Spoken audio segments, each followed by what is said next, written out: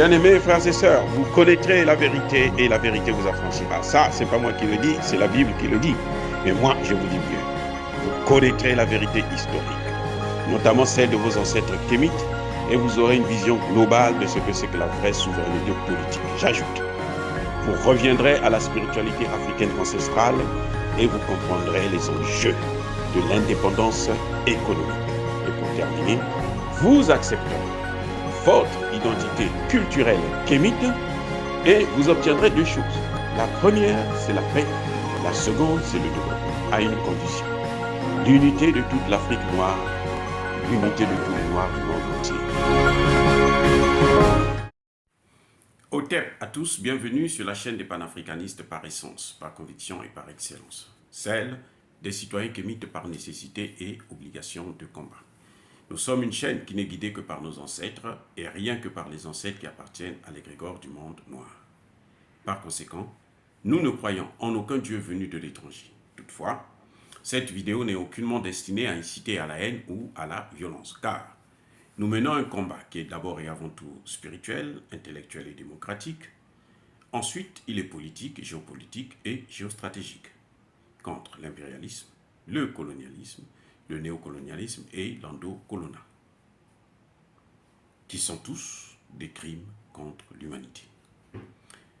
Nous menons ce combat sur la base du principe fondamental que nous avons hérité de nos ancêtres kémites, qui est celui de la Mahat, c'est-à-dire solidarité, vérité et justice. Vous êtes donc en droit de connaître la vérité et nous avons l'obligation de vous dire la vérité, rien que la vérité, afin que justice soit rendue au continent africain. Et ça, c'est notre modeste contribution dans cette noble lutte en faveur de la souveraineté, la dignité, la solidarité et l'unité africaine. Ça, c'est ce que nous appelons le panafricanisme. Bien-aimés frères et sœurs, nous allons revenir encore une fois de plus sur la crise tchadienne. Jeudi dernier, il y a eu des manifestations. Au final, ces manifestations ont fait plus de 50 morts et plus de 1000 ou 2000 blessés. Donc, d'abord et avant tout, nous inclinons devant tous ces pauvres Tchadiens qui sont tombés et nous présentons par la même occasion nos condoléances à toutes les familles éprouvées. Mais nous devrons essayer de comprendre un peu plus qu'est-ce qui se passe au Tchad. J'ai dit dans ma dernière vidéo que l'OTAN veut installer une base militaire au Tchad afin de déstabiliser l'Afrique centrale dans leur projet de déstabilisation du golfe de Guinée. Donc ils veulent saisir, s'il y a une base là, les premiers pays qui vont être attaqués, ça va être le Centrafrique et le Cameroun. Et puis bon, on va faire d'une bouchée, des pays comme le Congo, le Gabon et autres. Donc c'est le vrai problème aujourd'hui que fait face Kaka Déby. Je ne soutiens pas Kaka Déby, pas du tout. Mais j'essaie de réfléchir un peu pour savoir qu'est-ce qui est mieux pour l'Afrique. Qu'est-ce qui est mieux pour le Tchad et pour les Tchadiens? Voulons-nous avoir une opposition telle que celle de Succès Masras au pouvoir qui va faire exactement ce que Alassane Ouattara a fait de la Côte d'Ivoire, qui est aujourd'hui un pays livré aux Occidentaux, livré à la France, livré aux États-Unis, livré au Canada et autres. Les terres sont vendues, on est en train de, ils sont en train d'occuper le terrain. Bientôt, Abidjan ne sera plus habité par des Ivoiriens parce que la vie deviendra infernale, trop chère, et que seules les grandes firmes internationales vont occuper la capitale ivoirienne, avec le gouvernement, certainement, et puis voilà. Est-ce que c'est ça que nous voulons? pour le Tchad. Parce que quand ils viennent, le problème, ce n'est pas les faire venir. Pour les faire venir, c'est très facile. Il suffit d'avoir une signature. Mais pour les faire partir, c'est tout un problème. Nous avons vu qu'avec le Burkina Faso, le président Kaboré avait déjà entamé la procédure de changer de partenaire. Mais il n'a pas pu l'appliquer parce qu'il y avait la pression de la rue. Et ça a été, il y a eu des morts. Au Tchad, ce qui se passe, c'est que l'opposition, c'est une opposition soutenue par la France. Les rebelles, ce sont des rebelles soutenus par la France. Et Kaka Déby est soutenu par la France. Mais Kaka Déby essaie de résister sur un certain nombre de choses. Kaka Déby veut faire comme le Guinéen Doumbouya le fait. C'est-à-dire qu'on l'a amené au pouvoir et il veut changer de partenaire. Parce que le père de Kaka Déby avait déjà décidé de faire partir la base militaire française au Tchad. Du Tchad plutôt. Ah oui. Il avait déjà entamé un processus de négociation avec les autorités russes afin de bénéficier de leur expertise dans le domaine de la lutte contre le terrorisme. Et c'est sur ce point justement que Kaka Déby se trouve. C'est pour ça que j'ai dit dans une de mes vidéos qu'il se trouve à la croisée du chemin. Et vous avez vu que Succès Masra n'a pas voulu participer aux négociations, au dialogue organisé au Tchad. Pourquoi? Parce que la France, vous allez remarquer que chaque fois qu'elle entame un processus dans nos pays, elle a toujours une partie, elle a toujours des gens qu'elle met de côté, qui vont se lever seulement lorsque ses intérêts sont menacés. Ça a été le cas de Succès Masra. Toi, tu ne participes pas et tu seras l'opposant. Et comme lui, il ne veut pas faire exactement ce que nous voulons, alors là, toi, tu peux réagir. Parce que ce que nous avons constaté dans cette manifestation, il y avait une différence par rapport aux manifestations qu'il y a eu avant. Cette manifestation n'était pas anti-française. Non, il n'y avait pas le sentiment anti-français.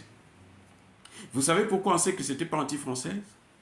Parce que lorsque le sentiment anti-français se manifeste dans une manifestation, dans une marche, ici, dans ces pays africains, les gens font toujours appel à la Russie comme alternative.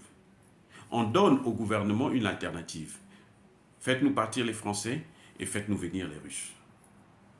On l'a déjà vu au Tchad même. On brandit le drapeau russe. Cette fois-ci, il n'y a pas eu ça. On n'a pas brandi le drapeau russe. Donc, c'est une manifestation qui a été organisée par les Français eux-mêmes. Ça, c'est le premier élément. Deuxième élément, qui montre qu'il y a quelque chose qui ne va pas. Ah oui. Ce deuxième élément, j'ai noté, c'est que vous avez vu, vous avez constaté que les médias français en parlent. Ah oui, à longueur de journée, ils vous donnent des chiffres, ils exagèrent, ils dramatisent, ils font des commentaires, ainsi de suite.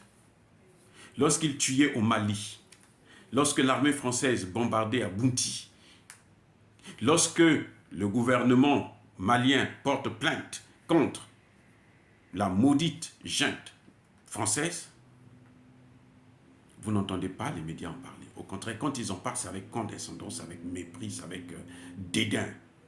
C'est juste pour critiquer, mais le paquet. Et là, ils en parlent pour accuser, pour montrer du doigt que Kaka Déby n'est pas bon, Kaka Déby n'est pas sérieux, Kaka Déby ne respecte pas les droits de l'homme, Kaka Déby n'est pas un démocrate. Il y a eu un dialogue. Il y a eu un dialogue national. C'est Succès Masra qui a refusé de participer. À un moment donné, on avait voulu l'imposer comme Premier ministre. Je pense que les gens n'ont pas voulu. Hein. Kaka Déby n'a pas voulu avec son équipe. Parce que quand ils imposent un Premier ministre, ça va se passer comme au Mali, lorsque Mokhtar Ouane était là. C'est-à-dire que c'est ce Premier ministre-là maintenant qui est considéré, qui traite avec la France et qui demande carrément de tuer Kaka Déby. Parce qu'il veut installer une base militaire française de l'OTAN. Ce sont des éléments qui nous poussent à réfléchir. Lorsque vous voyez les médias mensonges s'attaquer à Kaka Déby comme ça veut dire qu'eux, ils ont un problème. Parce que aujourd'hui, le problème au Tchad, ce n'est pas la démocratie. Non. Succès Masra veut parler de démocratie. Ce n'est pas ça le problème de la démocratie. Aujourd'hui, dans nos pays, ce n'est pas la démocratie. Ce qui est important, c'est la sécurité. C'est la sécurité, c'est la paix. Parce qu'il n'y a pas de démocratie dans la déstabilisation. Qu'est-ce qui se passe? Ils ne veulent pas. Monsieur Kaka Déby, actuellement, ne veut pas céder le Tchad pour une base militaire de l'OTAN. Eh oui. Parce que le Niger n'a pas pris tous les soldats de Barkhane. Ces soldats, ils ne repartent jamais. Parce que s'ils repartent en France, ils seront au chômage. Et puis ce ne sont pas des Français, ce sont des mercenaires. La Légion française, ce sont des mercenaires. Vous dites ce que vous voulez, ce sont des mercenaires. Donc ils n'ont pas de place en France. Leur place, là, c'est dans ces pays-là où ils peuvent piller les matières premières au profit de la France et puis être payés avec un gros salaire. C'est tout. Donc, je dis ça, ce n'est pas pour soutenir Kaka Déby, mais c'est pour dire que nous devrons regarder notre copie. Je suis pour une marche au Tchad. Si le peuple tchadien, si la jeunesse tchadienne veut le départ des troupes françaises, je soutiens cette marche. Je ne soutiens pas une marche pour que Succès Masra puisse prendre le pouvoir et qu'on enlève Kaka Déby. Je ne soutiendrai pas ça. Je trouve que c'est ridicule. On ne doit pas déshabiller Pierre pour habiller Paul. Vous avez vu que quand, au début du dialogue, Moussa Faki, l'autre rigolo, celui qui a mangé dans la main d'Idriss Déby le père, le maréchal, a quitté l'Union africaine pour venir, en fait, il venait pour prendre le pouvoir. C'était le plan qu'ils avaient avec, au sorti comment dirais-je, du dialogue. Eh bien, il serait élevé au rang de président. C'était ça. Pour les services qu'il a rendus à la France et à l'Occident, on a vu toutes les positions de la France et des pays européens et des États-Unis. Moussa Faki a toujours soutenu ses positions. Il n'a jamais posé, ne serait-ce qu'une question pour se dire, mais est-ce que, regardez au Mali, comment il a vendu le Mali aux Occidentaux. Et là, il fallait le retour à l'ascenseur. Donc, quand Moussa Faki était venu, là, c'était pour prendre le pouvoir. Il n'a pas vu. Et les Français ne sont pas contents. Eh oui, Moussa Faki a fait ses preuves. Il a sacrifié toute l'Afrique dans les mains des Occidentaux. Eh oui, donc il fallait qu'ils viennent pour continuer à faire le travail. Parce qu'eux, ils veulent le Tchad, absolument. C'est le Tchad qui est en train d'empêcher la déstabilisation de l'Afrique centrale. Écoutez-moi bien, c'est le Tchad qui est en train de bloquer la déstabilisation de l'Afrique centrale par les Occidentaux, par les pays de l'OTAN. Si le Tchad tombe, l'Afrique centrale est dévastée. Et Kaka Déby, le problème qu'il a aujourd'hui, c'est le fait qu'il ne veut pas céder. Et oui. Et ils ont peur qu'il fasse venir les Russes à la rescousse. Ils ont peur. Parce qu'ils savent que si les Russes rentrent, c'est fini pour eux. Et c'est pour ça qu'ils avaient mis Succès Masra à côté. On lui a dit, toi, tu ne participes pas, parce que le moment venu, c'est toi qui vas rentrer en jeu. Ça a toujours été comme ça. Non, nous ne devrons pas commettre l'erreur de changer de débat. Le débat, ce n'est pas la démocratie. On s'en fout de la démocratie. Ce que nous voulons, c'est la stabilité. C'est la paix, c'est la souveraineté. Et là, nous parlerons de démocratie.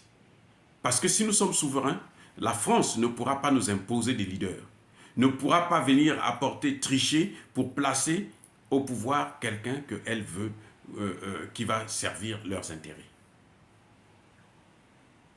C'est mon point de vue. Vous allez me critiquer, je n'en sais rien, mais je dis tout simplement qu'aujourd'hui, c'est ça le problème. Est-ce qu'il faut que Kaka Déby parte pour laisser l'opposant Succès Masra et sa clique venir et servir la France?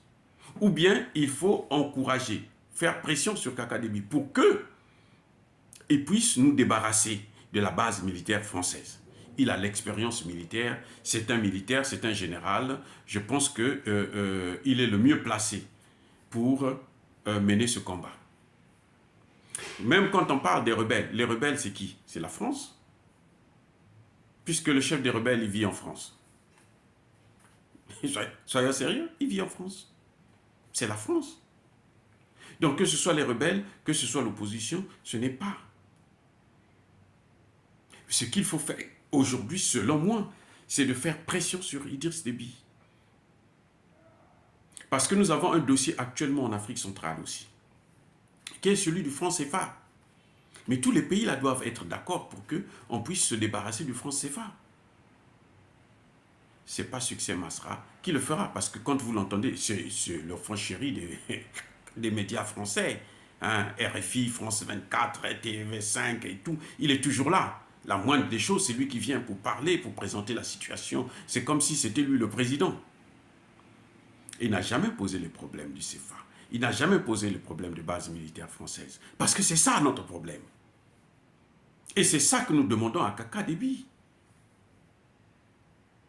Même si c'est pour qu'il fasse venir, il a pris ces 24 mois en plus pour qu'il nous débarrasse de la base militaire française et du franc CFA, je ne vois pas pourquoi ne pas le soutenir. Je ne vois pas de raison. Parce que le problème, ce n'est pas un coup d'État, mais c'est qu'est-ce qu'on met dans ce coup d'État? Quel est le contenu de ce coup d'État? Quels sont les objectifs à atteindre avec ce coup d'État? Voilà ce qui pose problème. Oh, bien aimé frère, dire cela, c'est inciter à la haine ou à la violence? Non.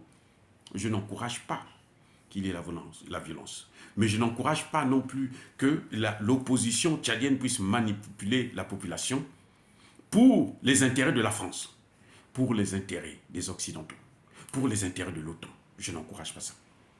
Je ne suis pas de cet acabit.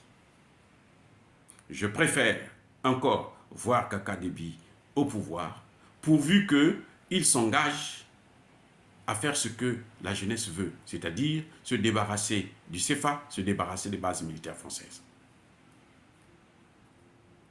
Avant de vous quitter, comme d'habitude, je persiste et je signe, soyez bénis par le Dieu des Kémites.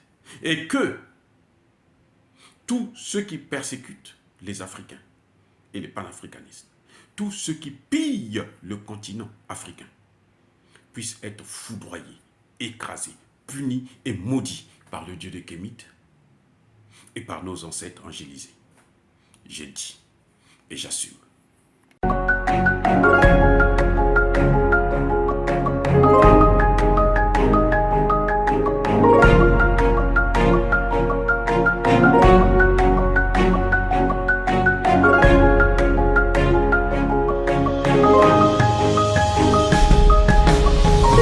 Eux, ils marchent par la foi et non par la vue. Mais moi, je vous conseille vivement de marcher par la connaissance scientifique et historique, notamment celle de nos ancêtres kémites, par les 5 sens et par l'intelligence. À vous, à Pierre.